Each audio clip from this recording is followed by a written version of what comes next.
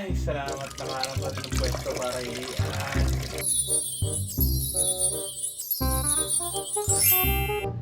Nuno!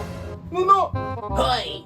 Nakita mo na nga may punso dito, tas dito ka pa talaga iihi sa bahay ko? Oh, sorry po, Nuno. Hindi ko na po kasi napansin. Hingihi na po kasi ako eh. Ha?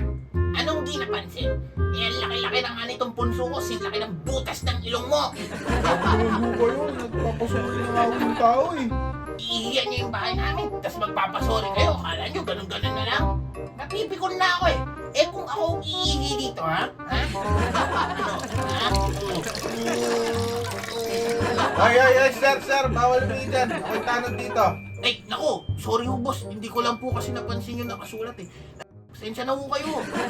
Wala, sorry. Anong di napansin? Eh, ang laki-laki na nga nakasulat dyan. Bawal umihi dito. Sumama ka sa akin. Kukulong kita. Naku boss, wag mo! Wag! Baka maawa niyo na! May pamilya ako! Wag! Yan, bagay sa'yo.